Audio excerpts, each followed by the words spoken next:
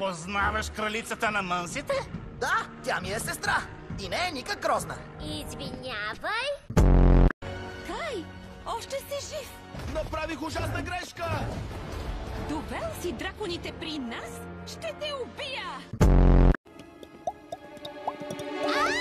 Престани!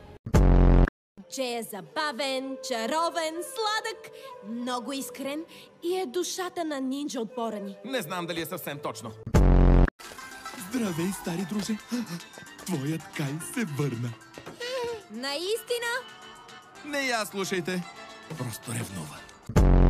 Трябва да научим повече за него. Напълно си права, Ния, както винаги. Никога не бих го казал. Първата беше на онзи пикник с Джей. Беше моят пикник с Джей. Не бях те канила и ти казах да не си мажеш косата с мед.